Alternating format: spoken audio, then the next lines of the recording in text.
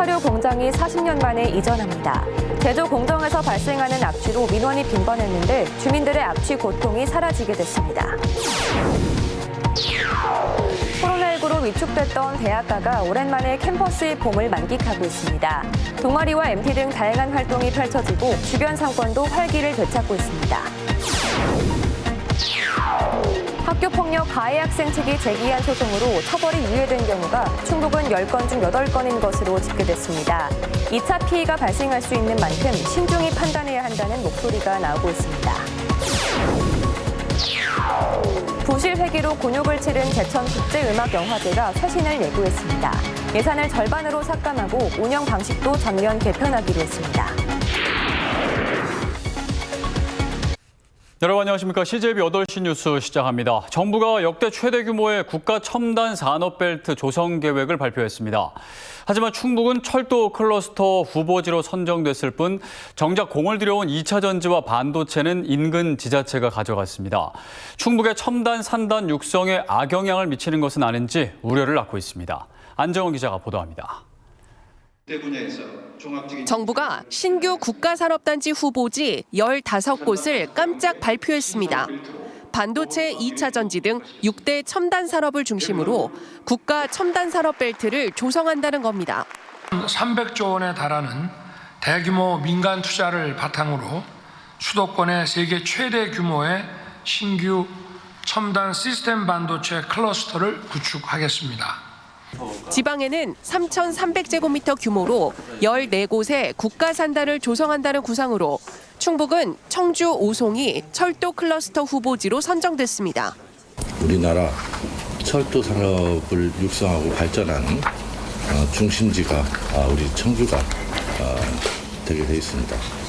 그런데 인근 충남 홍성 내포 신도시와 천안 대전이 2차 전지와 반도체 산단 후보지가 되며 위기감이 감돌고 있습니다. 충북이 그동안 특구 지정을 위해 사활을 걸었던 대표 분야들이기 때문입니다. 이에 대해 충청북도는 이번 국토부의 국가 첨단 산단 후보지 공모에서는 철도만 신청했다며 지난달 산업통상자원부에 제출한 반도체 2차 전지 특화단지 공모와는 별개라는 입장입니다. 그거하고는 어차피 부처가 다르고 산단하고 특화하고는 좀 차이점이 있기 때문에 그건 별 영향이 없을 것 같습니다. 실제로 산자부는 올해 상반기 국가 첨단 전략산업 특화단지를 신규 지정한다고 밝혔지만 첨단 분야 신규 국가산단 조성에서 충북이 배제된 것은 뼈아픈 대목입니다.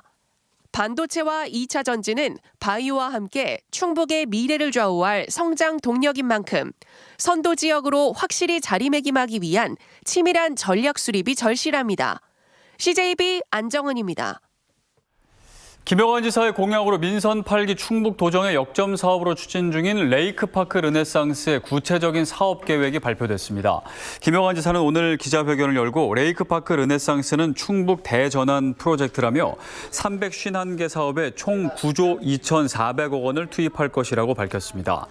레이크파크 르네상스는 물과 산, 사람 등 3개 분야별 전략 사업과 대청호, 충주호, 괴산호 등 3대 권역별 중점 사업으로 나눠 사업별로 총 351개 세부 추진 과제가 선정됐습니다. 청주시 복대동 일대 주민들에게 반가운 소식이 하나 있습니다. 고질적인 악취 민원을 샀던 농협 사료 공장이 40년 만에 이전을 하게 됩니다. 악취 고통 이제 3년만 더 참으시면 되겠습니다. 홍우표 기자입니다. 지난 1984년 문을 연 청주 농협 사료 공장. 당시에는 공단만이 있었지만 지난 2000년을 전후로 주위로 택지 개발 등이 진행됐고 대단히 아파트들이 들어서면서 인구 밀집 지역으로 변모했습니다. 이후 사료 제조 공정에서 발생하는 간장 조리는 냄새 같은 악취로 주민들의 민원이 빈번하게 발생해 왔습니다. 날씨가 좋지 않거나 가끔씩 흐린 날 이런 날은 이제 좀 냄새가 나죠. 역한 냄새가. 농협사료 측은 이전을 검토하고는 있었지만 또 다른 민원 발생 우려 등으로 대체 부지를 찾는 데 애를 먹어왔습니다. 다행히 민선 8기 들어 해법이 나왔습니다. 청주시가 농협사료 측에 청주 하이테크밸리 산업단지 입주 편의를 제공한 것입니다. 기존 사료 공장과 달리 악취 없는 첨단 시설인데다 지역 주민 우선 채용 등을 통해 주민 설득에도 성공했습니다. 청주의 여러 곳을 물색을 해왔고 그 물색하는 과정에서 이전 부지 사업 주체하고도 저희들이 긴밀히 협의해서 뭐 사업 계획 변경이라든지 구체적인 단가도 조정을 해줬습니다. ICT를 이제 거기다 도입을 하고요. 또 외부도 거의 뭐 기계들이 노출이 안 되고 누가 보면 밖에서 보면은 거의 반도체 공장식으로. 농협사료 측은 올해 안에 설계를 마치고 내년 초에 착공에 들어가 오는 2026년 새로운 사료 공장을 가동합니다.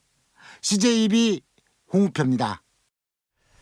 거리두기가 해제되면서 대학가가 점점 활기를 되찾고 있습니다. 동아리와 MT, 대면 축제 등 그동안 주춤했던 다양한 대학 활동이 펼쳐질 예정인데 대학 상권 활성화에 대한 기대도 커지고 있습니다. 진기웅 기자입니다. 따스한 봄볕 아래 대학 캠퍼스에 젊음과 낭만이 넘칩니다. 화려한 퍼포먼스의 응원단부터 멋진 피아노 선율이 흐르는 합창 동아리, 끼가 넘치는 댄스 동아리 선배들의 춤사위까지 새내기 대학생들의 눈과 귀를 사로잡습니다. 동아리가 기대되고 설레요. 네, MT도 기대되고 또 이제 동방에서 다니는 것도 기대되는 것 같아요. 재학생들도 모처럼 활기가 도는 캠퍼스 분위기에 기대감을 감추지 못합니다. 작년에 가도 모집했을 때는 인원이 이거의 반 정도도 모집이 안 됐었는데 올해는 훨씬 더 많은 학생들이 지원을 해주고 더 적극적으로 참여를 해줘서 저희가 더 재밌게 기타 치며 노래 부르고 밴드 동아리 합주에 맞춰 함께 음악을 즐기기도 하면서 캠퍼스의 낭만을 만끽합니다. 작년에는 MT도 못 가고 그리고 저희가 작년에는 어디 다 같이 단체 활동으로 나간 적이 없었어가지고 새로운 활동들을 많이 준비하는 과정에서 많이 설레고 기대도 됩니다. 코로나 여파로 고교 시절 친구들과 추억을 쌓기 힘들었던 새내기들도 대면 수업부터 MT, 동아리까지 선배 동기들과 함께할 대학 생활에 한껏 들뜬 모습입니다. 북적북적 부스 운영하는 거 보니까 되게 즐겁기도 하고 뭐 친구들도 만나서 MT 가는 것도 당연히 기대가 되고 뭐 다양한 친구들도 더 많이 사귈 수 있는 기회가 될 것 같고 침체에 빠졌던 대학 상권도 활기를 되찾았습니다. 음식점도 문전성시, 골목은 학생들로 인산인해를 이룹니다. 대면 수업을 하고 이제 그렇게 됨으로써 이제 여기 대학 상권도 같이 살아나는 것 같습니다. 더 앞으로 더 좋아질 것 같습니다. 지금. 지난 3년간 코로나19로 우울한 새학기를 맞았던 대학가가 오랜만에 캠퍼스의 봄을 만끽하고 있습니다. CJB 진기훈입니다. 지난 겨울 난방비 급등으로 농촌 지역이 도시보다 경제적으로 더 혹독한 겨울을 보냈는데요. 특히 소득에서 차지하는 연료비 지출 비율이 도시보다 농촌이 최고 2배나 많아 대책 마련이 시급해졌습니다. 장원석 기자입니다. 지난달 영하 10도 아래로 떨어지는 긴 한파로 고초를 겪은 청주의 한 시골 마을입니다. 치솟는 기름값에 농민들이 주택 난방에 어려움을 겪자 지역 농협이 난방료를 긴급 지원했습니다.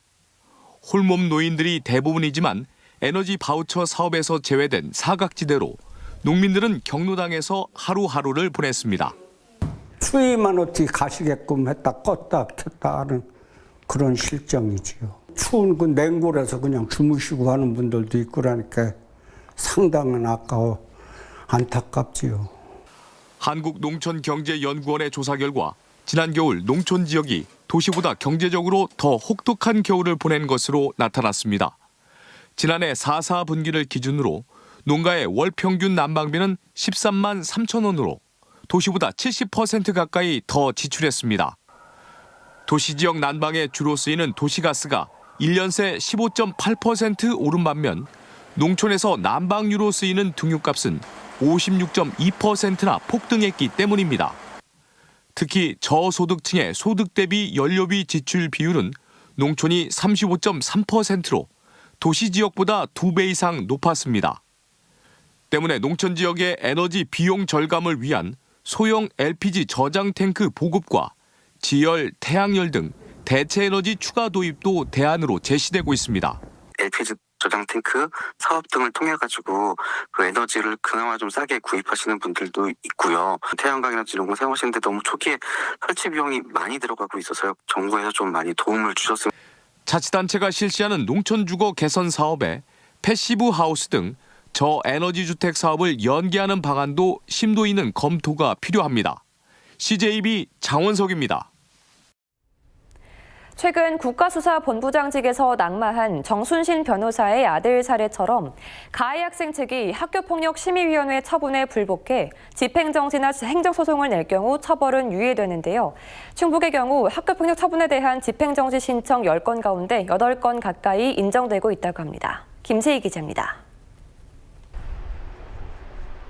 지난해 7월 동료 학생을 폭행해 사회봉사 징계 처분을 받은 충북의 한 중학교 3학년 학생 A군은 이에 불복해 행정심판을 청구했습니다. A군의 요청사항은 사회봉사가 아닌 교내봉사로 징계를 감경해달라는 것. 학교폭력에 대한 징계 처분은 9개로 나뉘는데 4호부터는 생활기록부에 기재돼 대학 진학에 불리하게 작용할 수 있기 때문인데 사회봉사 역시 생기부에 등록되는 징계에 포함됩니다. 하지만 문제는 행정심판을 청구할 때 일반적으로 동반되는 징계의 집행정지 요청입니다.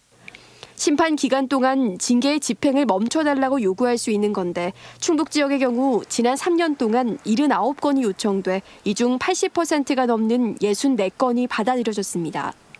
서울 경기 지역의 경우 인용률이 20-30%에 그치고 있고 전국 평균도 57% 수준이지만 충북은 이를 훌쩍 뛰어넘었습니다. 가해 학생과 피해 학생 간 접촉 금지 또는 출석 정지와 같은 징계의 집행 정지가 받아들여질 경우 제도상 피해 학생과 가해 학생의 분리조차 막을 방법이 없어지는 겁니다. 최근 국가수사본부장에 임명됐다 물러난 정순신 변호사의 아들 역시도 학교폭력으로 인한 전학 처분을 받았지만 이와 같이 집행정지 신청을 재차례나 내면서 1년 넘도록 처분을 따르지 않았습니다. 피해 학생 입장을 최대한 반영하려고 지금 행심위에서도 많이 노력하고는 있는데 아무래도 선고하는 사람이 가해 학생이 대부분이다 보니까 가해 학생 입장이 훨씬 더 많이 반영되는 게 좀 가장 큰 문제인 것 같아요. 대학 진학에 민감하게 작용하는 만큼 행정심판을 요구하는 것도 학생의 당연한 권리라는 의견도 있지만 이로 인해 발생하는 2차 피해를 좀 더 꼼꼼하게 따져 신중하게 판단을 내려야 한다는 목소리가 나오고 있습니다. CJB 김세희입니다. 민주당 소속 박진희 도의원은 오늘 열린 임시회 1차 본회의에서 정부의 일제 강제징용 해법을 통큰 결단이라고 옹호한 김영환 지사의 발언은 희대의 망언이라고 강력 비판했습니다. 박진희 의원은 김 지사가 자신의 발언에 대해 반어적 표현이라고 해명하고 있지만 도민의 독해 능력을 평가하려는 김 지사의 말이야말로 논점을 흐리는 도민 모욕이라고 강조했습니다. 김영환 지사는 내일 오후 이번 논란과 관련한 자신의 입장을 밝히겠다고 말했습니다. 국내 유일의 음악영화제이자 제천시 최대 행사인 제천국제음악영화제가 부실회계로 곤욕을 치렀는데요. 제천시가 올해는 예산을 절반으로 삭감하고 서울 사무소를 폐쇄하는 등 쇄신을 예고했습니다. 박원 기자입니다. 지난해 18회째를 맞았던 제천국제음악영화제. 코로나19로 3년 동안 제대로 치르지 못했던 아쉬움을 달래기 위해 주 무대를 의림지와 제천비행장 두 곳으로 나누는 등 여느 때보다 성대하게 개최했습니다. 하지만 영화제가 끝난 뒤 연말 결산 과정에서 문제가 발생했습니다.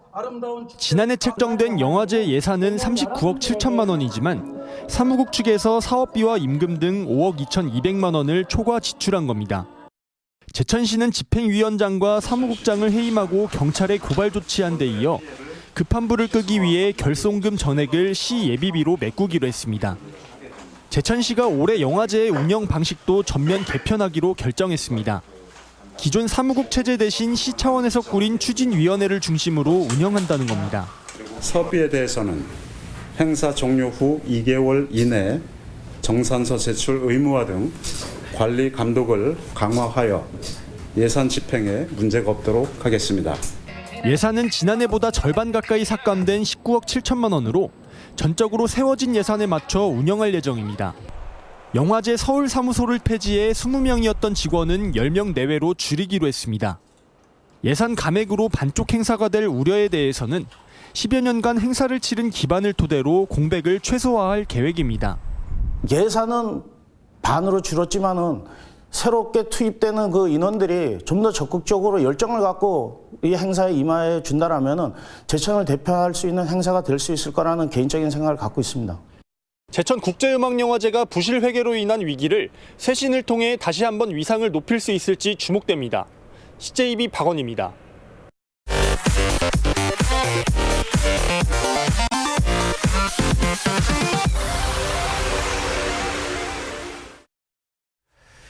도내 한 사립대학교가 교비 회계를 부정하게 사용했다는 의혹이 제기돼 교육부 감사를 받을 전망입니다. 교육부는 해당 대학 법인이 대학 기숙사 아파트 소유업체에 지급할 임대료를 법인 회계가 아닌 교비 회계로 지출했다는 민원이 접수돼 사실 확인을 할 방침입니다.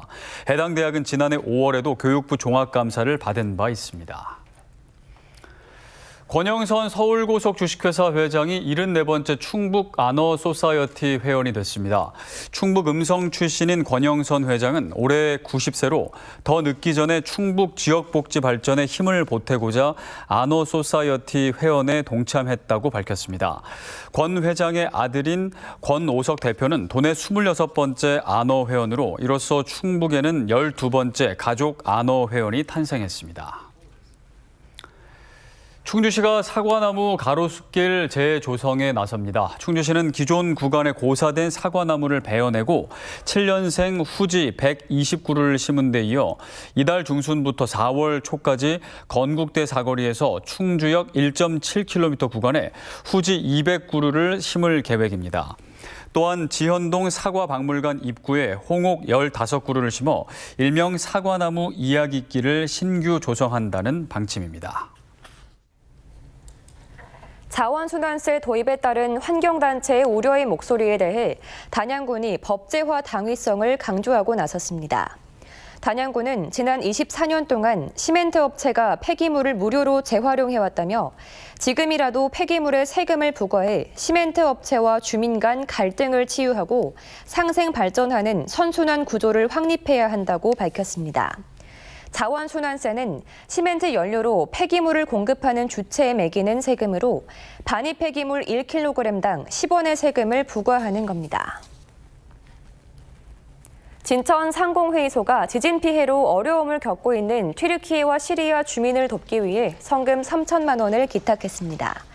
진천 상인은 지난달 27일부터 약 열흘간 모금을 진행했고 20여 개 회원사로부터 성금 3,080만 원을 모아 대한적십자사 충북지사에 전달했습니다.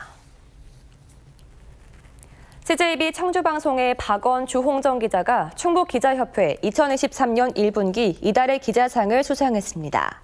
충북기자협회는 심사위원회를 열어 일반 보도 부문에 박원 주홍정 기자가 취재한 성폭력, 학대의 은폐까지 희망 속 감춰져 있던 진실 작품을 수상작으로 선정했습니다. 수상작은 충북희망원에서 벌어진 아동학대와 성폭력, 횡령과 방임 등 각종 비위 사실과 후속 상황을 4년간 13차례에 걸쳐 보도했습니다.